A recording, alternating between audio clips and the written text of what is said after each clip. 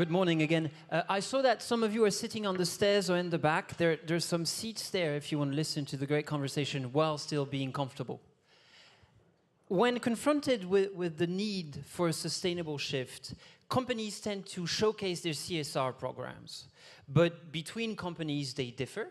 And sometimes, even in the same company, departments don't issue it or don't use it the same way. It's not the same thing in HR, it's not the same thing in marketing. And some consumers are very quick to dismiss this as pure and simple greenwashing. So if CSR is not understood the same way everywhere, and if it's not necessarily able to deliver the necessary shift, then perhaps it's not the right tool, and we got to find a new one. So what have we been doing wrong? You know, how can we move forward? What can we find to make this shift more sustainable and more effective? And because the change has both to be a message and a process, we will be talking with professionals who actually deal with both. The Chief Sustainability Officer of Procter & Gamble, Ms. Virginie Helias, the CEO and founder of Goodvertising, the author of a book called Goodvertising as well, Mr. Thomas Kolster, and the Executive Director of Purpose at Edelman, Mr. Andrew Wilson. Thank you very much, all of you, to be here. Let's jump straight into the conversation. Ms. Helias, you're a CSR professional. It's as a Chief Sustainability Officer, this is what you do. What went wrong with CSR? First, I'm going to disappoint you, Alexandre, because I'm not a CSR professional. Okay, that's a good start. I worked 23 years in marketing, brand building and innovation. And my sole purpose at the time was to drive more consumption on Pampers, Ariel, Head & Shoulders Pantene. Now I redeemed myself somewhat in the past 8 years, but it was not in CSR. So I also want to apologize to all of you who have CSR in their title, because I'm going to kill it right now. But don't take it personally. So what's wrong with CSR? Well, just the C, the S, and the R. And it's not just the language, it's the mindset behind. So C, in my world, means corporate, which is very often disconnected from the business, from the brands. It's not brand activism, as Emmanuel Faber would say. S is social, which can be easily bucketed with charity or philanthropy, which are not wrong, but not sustainable. And R is responsibility, which is another way of saying this is the right thing to do, but says who, you know? Depending on the stakeholders you want to satisfy, there are many right things to do. So it's time now to reframe CSR sustainability from a moral obligation to a business imperative. You know, if CSR is optional, there is no choice with sustainability. If we want to stay in business, we need to change the way we do business, and that means, you know, reinventing how we look at our brands, our innovation, our supply chain. Is this why, Mr. Wilson, you would advise companies to go from CSR to actually having a purpose? Absolutely. I agree with a lot of what Virginie would say. I think I'd be a little bit kinder to the CSR profession. You know, it's not a case of it's been wrong, but it's a case of it's not done enough. There has always been a legitimate role for business to contribute to communities, to build healthy societies, to manage the environmental impacts of the business, and of course, at the heart of business, generate the wealth that is the engine of economic and social growth. So CSR is sufficient, but it's necessary, but it's not sufficient. And I reflect on what Joanna was saying from IKEA. The pace of change in the recent past has been phenomenal. You know, unprecedented levels of biodiversity loss, huge problems with social equity and social unrest, and a dramatic shift in power and politics, that business fundamentally has to reappraise its role in society. And that brings us to what a purpose of business is. And for me, the simple way of defining a purpose of a business, to ask the one killer question, is what would the world miss if you weren't here? What is it that you bring to the world uniquely? And when I challenge senior executives on that, they very often talk about, well, we generate wealth, we create jobs, we produce products and services that people want. But of course, yes, that's true, but all your peers and competitors do that as well. What is it that's your unique contribution that ties to your core competence? So let's define that as purpose. And for the purpose of this discussion, I would describe purpose as being the careful, strategic intersection of three things: your business strategy, your impact on people and planet, and your ability to bring about transformative change. So just finally, just expanding those very briefly, that's about your core commercial imperatives, it's about sustainability and the way that you impact, and it's what Solitaire Townsend yesterday called making, what was her term about big social changes. Thank you. Effing big social changes. It's that. You have to align all three. And if you get them in alignment, then you have a strong sense of purpose and you are making a difference in the world. Mr. Kolster, you've advocated for CSR for years, but like Ms. Helias went from marketing to actually sustainability, you went from CSR to saying that it's not enough, that it is actually, we should move past it, even past purpose. So what is so irrelevant now, according to you, for CSR and even purpose? First of all, I don't think I really rallied for CSR because I'm definitely together with Virginie on that. I think CSR is stuck in this responsibility framework, and for me, sustainability is all about possibilities and business advantages. But purpose, I think, most of the conversations we have around purpose are kind of stuck in the old marketing mindset, where it's all about, the company is the hero, we're doing this, we're saving the oceans, we are creating circular business models and all of that stuff. So it's kind of very kind of self-centric. It's a navel-gazing exercise. Let's look at the past. Let's look at this past founder who set something interesting. I think what people want right now, what young people want, is that they want change, and they want change to happen much faster. I think the new leadership is really moving away from being a visionary to being an enabler, to understand how can you support people's goals and dreams. And I think this is where most organizations get it wrong, because they ask why, rather than asking who can you help your customers become. And I see all these young people in the room, and I'd actually like to see, using the green cards, whether you rather want a company that supports your dream, if that's the vision, and kind of support that change, because most of the time it's about us. It's about what we do as a company. We have these commitments, and most of the commitments, 2030, 2040, it's not moving fast enough. So that's why I say, purpose, it's a self-centric exercise. We need to focus on people. You've seen, it seems that your subversion of the public has worked. But besides asking the customers what you can do for them, at one point you also have to have proof, right? You have to be able to show that you're an agent of change. So do you feel this tension between proof and communication in your company, Ms. Helias? How do you manage your corporate purpose and your brand CSR purpose? Because the two are not exactly the same, are they? So I do not manage our corporate purpose. It was there before me, and it will be there after me. My mission is to keep the company honest and making sure that this lofty purpose is brought to life by specific brand commitment.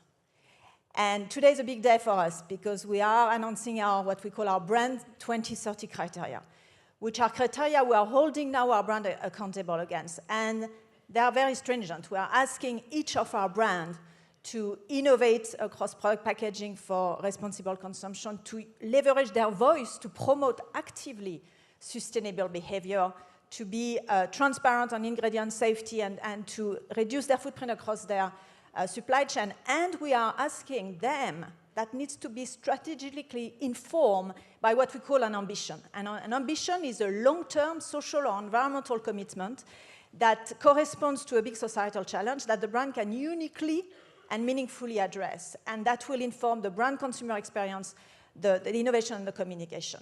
And as we speak now, each of the brands is defining their ambition. It has to have a very often people-centric ambition. Like, just give you an example, Herbal Essence ambition is to enable people to experience the positive power of nature and protect biodiversity. And the proof of this, you may have seen that on our booth, is that Herbal Essence is the first global hair care brand that botanical are endorsed by Kew Botanical Garden, which is the world's leading authority on plant science, which collects 8 million of seed specimens and can recreate biodiversity in case of a major disaster. So this is real stuff. This is real proof. And for each of the brands, we have the same. And is that proof enough in your perception and perhaps in the public's perception that you are actually becoming a real agent of change? Can you actually literally go to the public and show them this and say, see, we're changing the business, this is not greenwashing? This is absolutely what we do. We call them tangible acts. And so we don't allow brands to go out with a commitment if they cannot show their tangible acts. You may have seen the Pampers bin on post. The brand is committing to recycle diapers, all over the world, and in 3 major cities within 2 years. This is a tangible proof, and you can see the physical bin. We've been focusing on companies so far, on their commitments, but you're to dance that tango, if I may say so. The customer, as you said, could be key. So clients, since they have a responsibility, should a brand confront them? Should they say, you gotta change, this is how you should consume now? Or should they rather nudge them, in your opinion? I think it depends on the company. It comes back to the theme that we've been talking about. You've got to act in a way that's unique to you, that speaks to your core competence, and speaks to what your customers want. So sometimes being an activist brand means taking a stand and pushing consumers to think about things differently. Sometimes you can be an advocate and bring people along with you, not just your customers, but your employees and the wider society. Let me give you 2 very brief examples, both from the retail sector. I'll leave aside the well-known examples of Nike, the activist brand, and the Colin Kaepernick campaign that was really, at the leading edge of activism. Let's compare and contrast that with REI, another American retailer. They sell outdoor equipment, so fleeces, jackets, walking boots. In 2015, they took the brave decision to close their stores on Black Friday. So Black Friday in America is the biggest retail day. They knew it was controversial, but they came up with a very sensible premise. You've bought our kit off us, why don't you now go outside and use it? So they created the opt-outside movement. It was phenomenally successful. It got a huge amount of media coverage. Since 2015, other companies have followed suit, and they've closed on Black Friday. They gave all of their employees a day's paid leave to go outside and use the equipment, and they encouraged others. 7 million people are signed up to the Opt-Outside campaign. That is advocating. And I just say, they didn't name the enemy. They didn't say what is wrong here is rampant consumerism with Black Friday, but they chose to be a bit more gentle and say, let's just all opt outside. Let's go outside and enjoy ourselves. So it was a nudge rather than an activism. Change that to the Middle East, a retailer called Baby Shop. Name gives away what it does. They came up with this concept not came up with this concept, they realized that in the Arabic language, the word for parenthood has all its etymological roots in fatherhood. So when we speak about parenthood, we're talking about fatherhood. They wanted to challenge that social stereotype, that cultural stereotype, that cultural norm, and they created a new word for parenthood that recognized both mothers and fathers.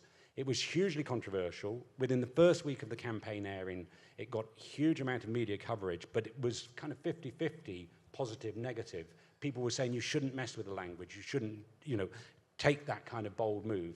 But they saw the campaign through, they took it to schools, they got poets on board to write new pieces, they had social influencers talking about the campaign, and within 5 weeks, the sentiment turned around, so 90% of the sentiment was positive. And there's millions of people signing a petition to get the word officially recognized in the Arabic language. So that was more taking an activist, helping people change their views on a cultural and social norm.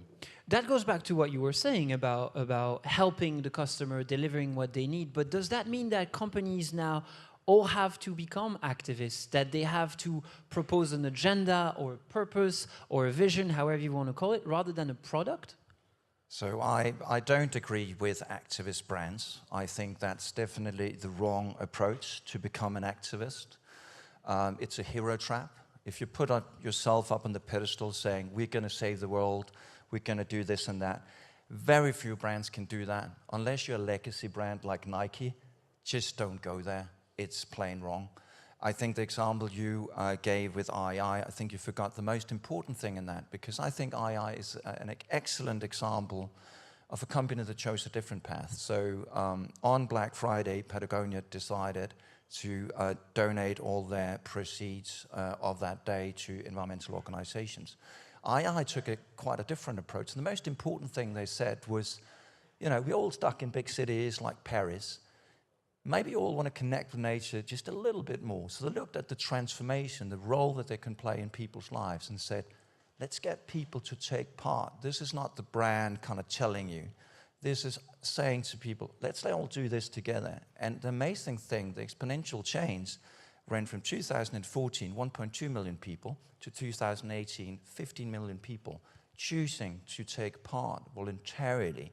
So it wasn't like this brand saying, you know, don't do this black and white approach. I think it's counterproductive to the sustainability movement, because the sustainability movement is about inclusion. It's really not about exclusion. And for me, brand advocacy, it's exclusion. It's that thing that drives us, separates us in society. So brand advocacy, never go there. It's a hero trap. I don't think we're that far. I think it's a continuum. One should see it, you know, brand activism, you admit Nike, you know, can take that stance because they've aligned their core commercial objectives with a... No, that's not what I'm saying. I'm saying Nike can do that, and Apple can do things like that, because they can break any rule in the marketing rule book because they're that brand. I wouldn't say just because you align your marketing activities, I think it's still a very kind of treacherous path to go down. Don't ever copy the legends. Yeah, we're going to have to agree to this. We have questions from the floor. From the activators, and in fact it's a question, but it's also a statement. We're looking at CSR and asking if we're on the right track now. We know that CSR and sustainability often are interpreted and mean two different things. How can we make sure that moving forward that CSR does mean sustainability?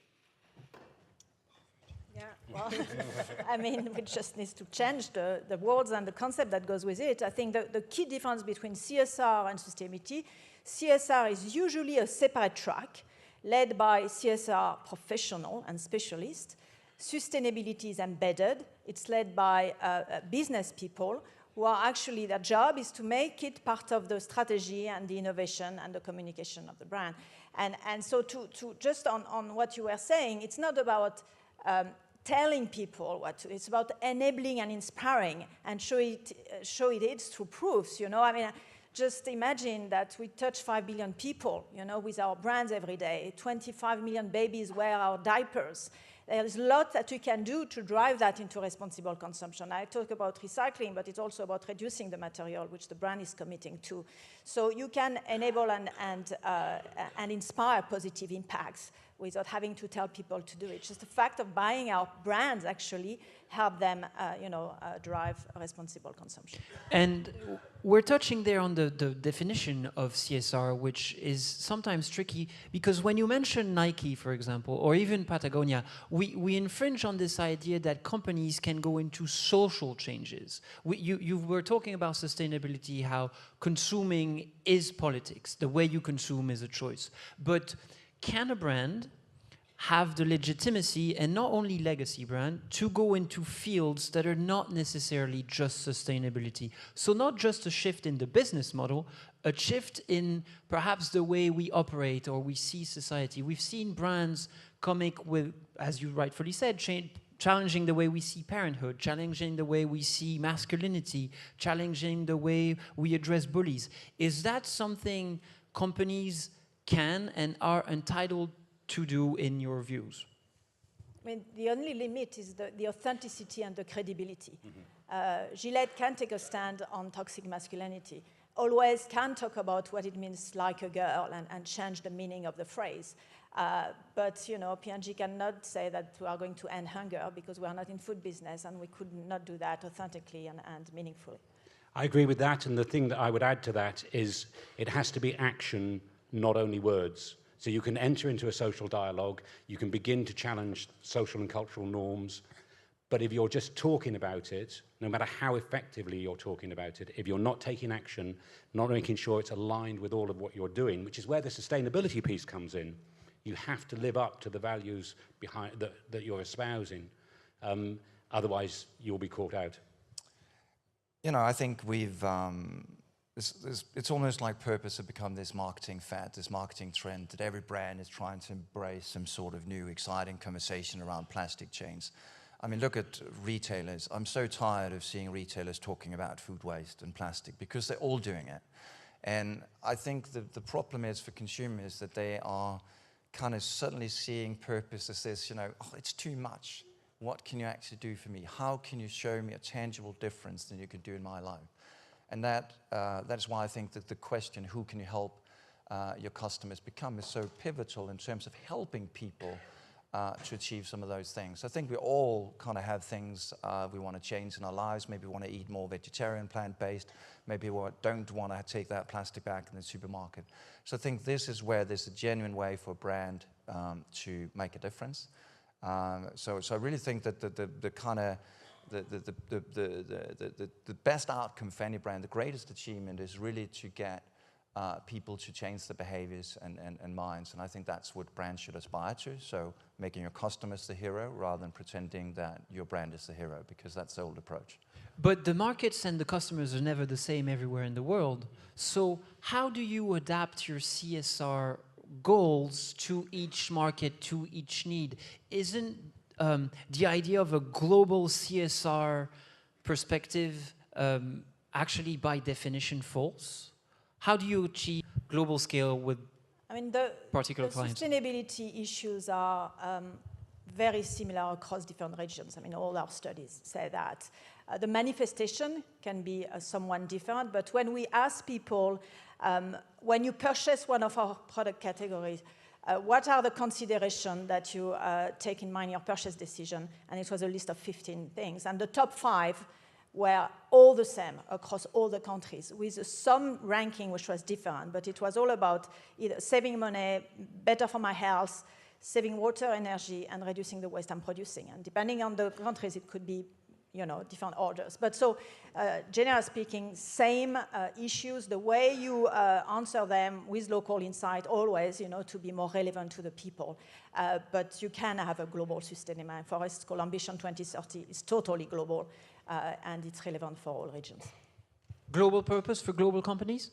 Absolutely. I agree 100% with what Virginie says. The issues resonate wherever you are. We're working with a brand, Domestos, part of the Unilever group of companies. They wanted to take action on water and sanitation. What that means in India is hugely different from what it means in Western Europe, but they are taking action in both those markets in a meaningful way that is addressing social need, so it can be done. You want to make consumers the hero. Consumers are never the same everywhere. So can we have global purpose or global strategies for individual consumers? I think it's about creating platforms for change. And when you look at people's lives and the role that you can play in people's lives, I think there's many examples of how you can do that. I think the challenge is that if you are in an FMCG category, if you are Domestos, there's so many other competing brands. So if you look at that list of societal and environmental challenges, most of them are the same. Therefore, we see a lot of the same messages coming out from a lot of those companies. And I think that's why it's so pivotal to move away from that and rather focusing on the role that you play in people's lives, because then your product plays a pivotal part in that equation, and you align profit and purpose. So look at people's lives. I think that's where the secret to building strong, purposeful brands really lies.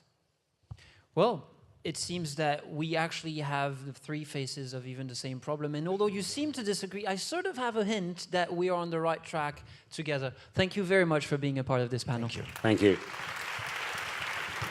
Thank you to